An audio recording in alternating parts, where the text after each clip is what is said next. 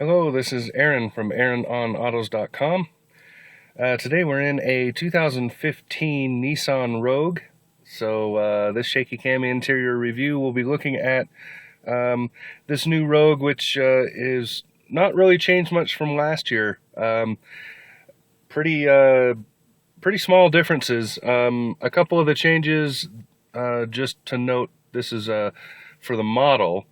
Is last year we had the 3-row, and this year we have the one with the utility shelves in the rear hatch. Other than that, it is almost exactly the same except for the exterior color. So, but we'll run through it really quick. Have a quick look here. Here's your window controls and door locks and stuff. This is a minor contention here. This handle here interferes with getting to these easily, especially these door locks. It's a little bit annoying. They probably could have thought of something better with that. I don't know, but anyway, that's kind of a downer right there. And it wouldn't be, except that the doors lock all the time in this car. They lock when you're driving. They lock when you park for any length of time. All that stuff. It's just kind of annoying that they lock all the time and you have to kind of weasel your hand in there to do it. Mirror controls, they put these up here, so they could have put that door lock up here. That's my thought. So anyway, over here you have your trip controls, and then this is the fader and whatnot for the brightness control for the console. Should note that when you run this, it does not raise and lower the brightness on the infotainment screen. That's becoming a new standard, and this kind of needs to catch up. Down here, your usual array of stuff: traction control, sport mode, which is nice because it forces the continuously variable transmission into higher RPMs. But honestly, in this vehicle, you really don't need it. Nissan's done an excellent job with their CVT. So you really don't need to monkey around with it much to get any extra power out of anything. When you push the pedal down, it does it on its own. This has the automated rear hatch, so there's the control for that. And this is how you turn it on and off. Down here, eco mode. It's way down there and kind of out of the way. And honestly, again, you really don't need it. So it's just kind of an extraneous button down there. I'm guessing it's there because of EPA requirements. I have no idea, but I know you don't need it. And here's your, radar and all that stuff. So hill descent, which is interesting in an all-wheel drive CVT and low end in terms of price car like this. Interesting. So anyway, fuel and hood. Honestly, that's probably not that big of a deal, but it is easy to pull the hood instead of the fuel release, but not so much once you've tried it. It just seems like it would be, but once you've actually tried it, it's a lot more work to pull that hood release than it is to pull the fuel. So that's kind of your difference. You'll learn quickly. All right, moving along. This is taking longer than it should, but that's whatever. All right, so here's your steering wheel controls. Nissan has fixed these so you don't bump them like you used to. That's kind of nice. They've just kind of rounded these off and made them slightly shorter, so they're still just as easy to use, but you don't tend to bump them when you're driving. You don't tend to just knock them like I used to. That's good work, Nissan. Awesome. Up here you have your lights and your wipers. Twist the end for the rear, of course. And looking at the instrument cluster here, you have RPMs. This is the changing screen that changes according to what you did right there. No, wait, right there. Sorry. You can see I've averaged 19.5. That's pretty low, but you have to think about the fact that we are at very high altitude at 5,400 feet. These are highway miles at 80 plus miles per hour, and also we've had a lot of crosswind. This is Wyoming, so that kind of explains a lot of that mileage. Also have not made a single trip in this car by myself of any length.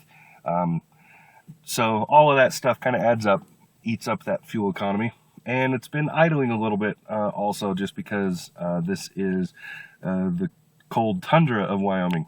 We have had a good week, but you can see it's already 51, and it's just 9 in the morning.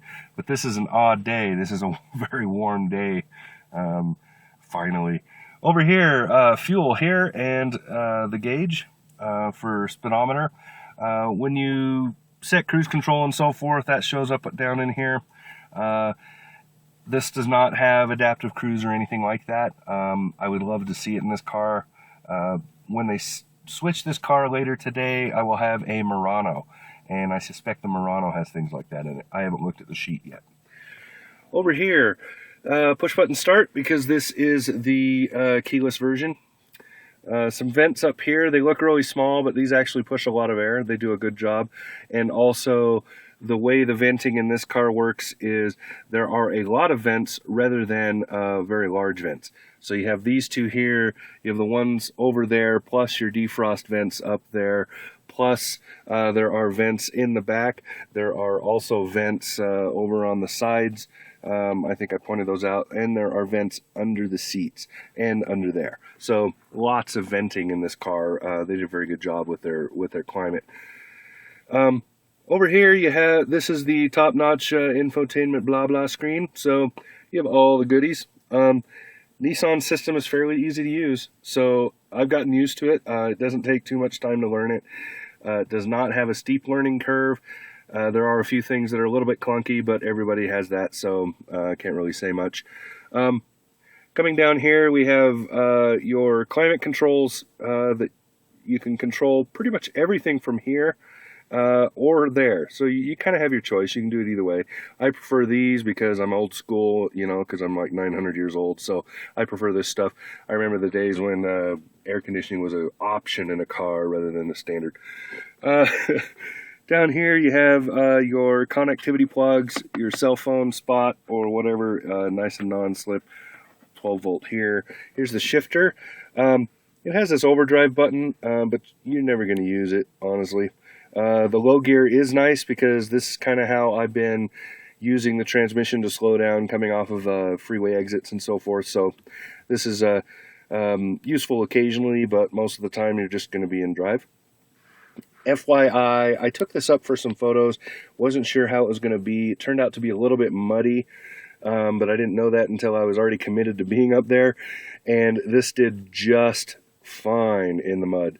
A couple of inches of mud, you know, wasn't extreme. I wasn't, you know, like mud bogging or anything, but it was very nice. It was good to know that it was capable of that. I'd never really put this through four-wheel drive paces or all-wheel drive paces, so good job on that, Nissan.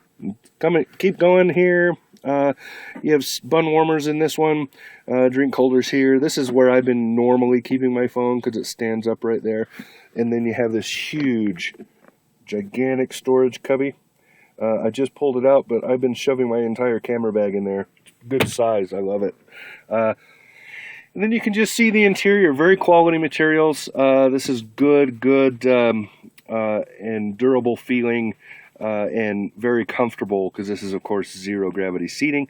Very comfortable cloth. They did a very good job with this stuff, this suede kind of stuff, and then this here, it just feels really comfortable. It holds you down and you don't shift around a lot. It feels really, really good.